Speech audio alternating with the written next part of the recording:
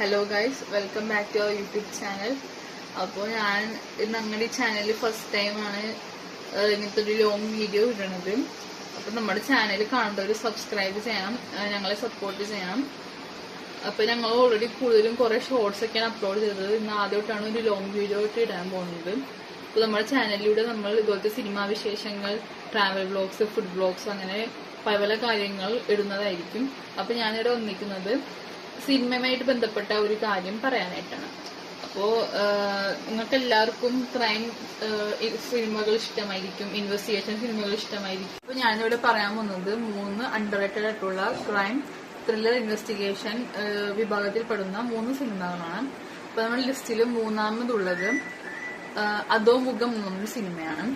അപ്പോൾ ഇത് നിങ്ങൾ വലിയ നായകന്മാരും അങ്ങനത്തെ നടികളൊന്നും ഇല്ലാത്ത കാരണം ശ്രദ്ധിക്കപ്പെടാണ്ട് പോയൊരു സിനിമയാണെന്ന് എനിക്ക് പലപ്പോഴും തോന്നിയിട്ടുണ്ട്. അപ്പോൾ ഇതിന്റെ സ്റ്റോറി എന്ന് പറയാൻ, ഒരു ഹസ്ബൻഡ് തന്റെ വൈഫിന്റെ ബർത്ത്ഡേക്ക് സർപ്രൈസ് ആയിട്ട് അവരുടെ മൊമെന്റ്സ് ഒക്കെ ക്യാപ്ചർ ചെയ്യാൻ വേണ്ടി ഒരു ഹിഡൻ ക്യാമറ വെക്കുകയാണ് വൈഫിന്റെ ഫോണിൽ. അപ്പൊ അതുമായിട്ട് ബന്ധപ്പെട്ട സംഭവങ്ങളെല്ലാമാണ് ഈ സിനിമയിൽ പറയുന്നത്. ഒരുപാട് ട്വിസ്റ്റുകൾ, ഒരുപാട് പ്ലോട്ടൊക്കെ ഉള്ളൊരു സിനിമയാണിത്. അപ്പൊ എല്ലാവരും ഇത് മിസ്സാക്കാണ്ട് കാണണം. ഇത് ടെലഗ്രാമിലും യൂട്യൂബിലൊക്കെ അവൈലബിൾ ആണ്. നമ്മുടെ ലിസ്റ്റിൽ രണ്ടാമതുള്ള സിനിമ തിട്ടം 2 പ്ലാൻ ബി എന്ന് പറഞ്ഞൊരു സിനിമയാണ്.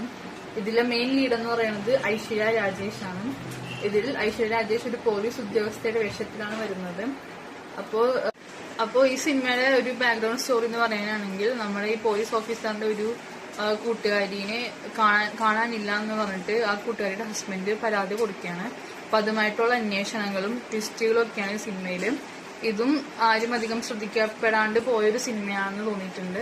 അപ്പൊ എല്ലാവരും ഇതും ഒന്ന് കണ്ടു നോക്കുക, തീർച്ചയായിട്ടും ഇഷ്ടപ്പെടും. നമ്മുടെ ലിസ്റ്റിൽ ഒന്നാമതുള്ളത് 11 എന്ന് പറഞ്ഞൊരു സിനിമയാണ്. ഇത് ഈ അടുത്ത് ഇറങ്ങിയ ഒരു സിനിമ തന്നെയാണ്. പക്ഷെ ഇതിലെ നടൻ അധികം ഫേമസ് അല്ലാത്തത് കൊണ്ടാണെന്ന് തോന്നുന്നു. എന്തായാലും അങ്ങനെ ഇതിനെ കുറിച്ച് പറഞ്ഞു കേട്ടില്ല. ഞാൻ കൂടുതലും ഇൻസ്റ്റയിലും അങ്ങനെയൊക്കെയാണ് സിനിമയെ കുറിച്ചുള്ള വിശേഷങ്ങളൊക്കെ അറിഞ്ഞത്. അപ്പോൾ ഇതെന്ന് വെച്ചാല് 11 ഇതിലൊരു പോലീസ് ഓഫീസർ ഉണ്ട്. അദ്ദേഹം ഒരു കേസ് അന്വേഷിക്കുന്നതാണ്. ഇതിനെ കുറിച്ച് കൂടുതൽ പറഞ്ഞാൽ ശരിയാവില്ല, കാരണം ഇതിൽ കുറെ ട്വിസ്റ്റുകളും കാര്യങ്ങളൊക്കെ ഉള്ള സിനിമയാണ്. അപ്പൊ നിങ്ങളിത് കണ്ടു തന്നെ അറിയണം. ഇത് നമുക്ക് ശരിക്കും വില്ലൻ ചെയ്തത് ഒരു റൈറ്റ് തിങ് ആണെന്ന് തോന്നിപ്പോകുന്ന ഒരു സിനിമയാണെന്ന് എനിക്ക് തോന്നിയിട്ടുണ്ട്. അപ്പൊ നിങ്ങൾ എല്ലാവരും ഇത് കണ്ടിട്ട് നിങ്ങളുടെ അഭിപ്രായങ്ങൾ എന്താണെന്ന് വെച്ചാൽ കമന്റ് ബോക്സിൽ പറയാം. അപ്പോൾ ഇനിയും സിനിമാ വിശേഷങ്ങൾ അറിയാനായിട്ട് ഞങ്ങളുടെ ചാനൽ ഫോളോ ചെയ്യുക, സബ്സ്ക്രൈബ് ചെയ്യുക. ബൈ.